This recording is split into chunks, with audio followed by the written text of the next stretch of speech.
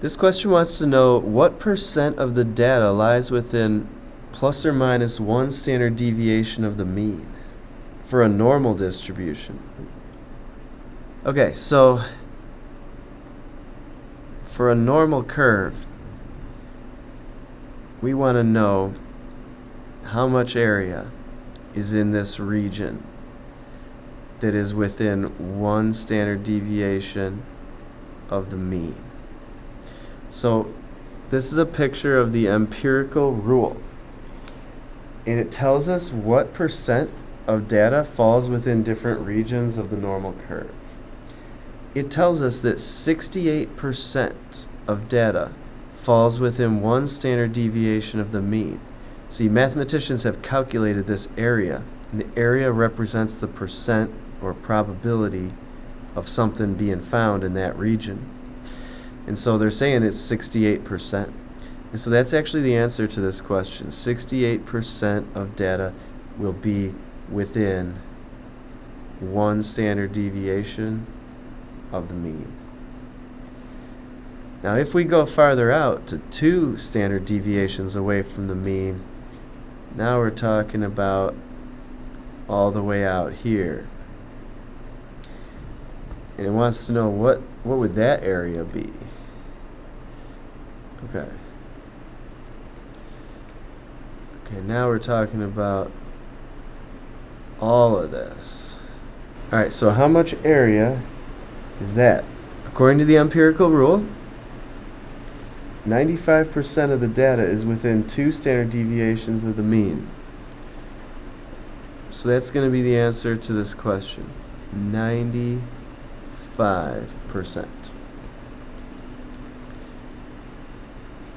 And then what about 3 standard deviations away from the mean? As you can see in the picture, 99.7% of data is expected to be within 3 standard deviations of the mean. Okay, so that's the answer to this question. That is called the empirical rule. So it is considered in statistics unusual for a piece of data to be more than 2 standard deviations away from the mean. That could be above or below. So they're saying that IQ scores is an example of a normally distributed variable. So it makes a bell curve. Most people will score around 100 on the IQ test. That's the mean. They actually adjust it to make the mean 100. So 100 is the mean. If we go 1 standard deviation above, we add 15. So a score of 115 would be 1 standard deviation above the mean. We want to subtract 15 from 100 to get 85. That would be 1 standard deviation below the mean. They're asking what percent of the population should have an IQ between 85 and 115. So since this is 1 standard deviation below and this is 1 standard deviation above, they're talking about the empirical rule. They're talking about 68%. So 68% of people should test between 85 and 115 is what they're saying. Now, they say, what percent of the population has an IQ above 100? Well, because of the symmetry of the curve, anybody who's above 100 is in the right half of the curve. So they are talking about just 50%. 50% score above 100 and 50% score below 100. What percent has an IQ above 115?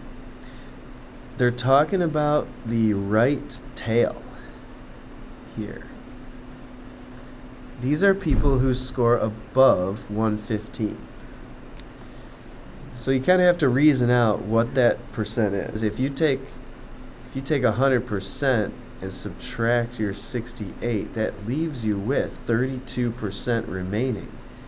That is in the right tail and the left tail, though, because we said 68 in the middle. So what we got to do is cut that in half. So that means it must be 16% in that tail, and it would be 16% in the other tail, because the whole thing's got to add up to 100. It's got to add up to everybody in question. Okay, so that's the kind of reasoning you have to do with these. What percent of the population has an IQ above 130? Okay, so 130,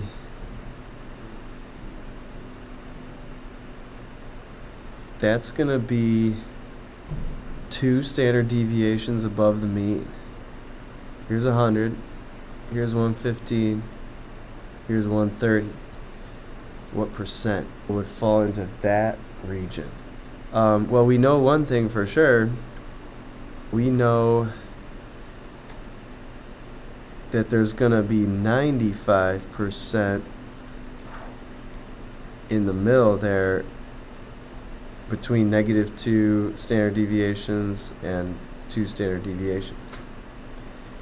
Right, so if there's 95% from 70 to 130, and you want to figure out how much is in the tail, then you could do 1/2 of 100 minus 95.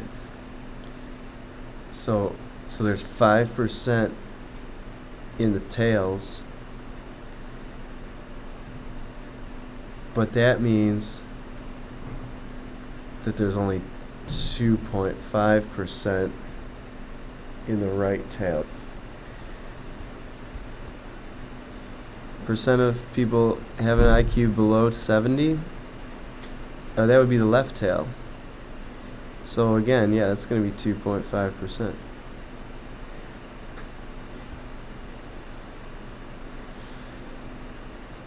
And this says 47.5% has an IQ above 100 and less than some value.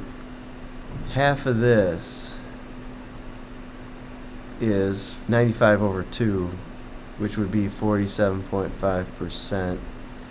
So that was a little tricky one. Yeah, 47.5% between 100 and 130.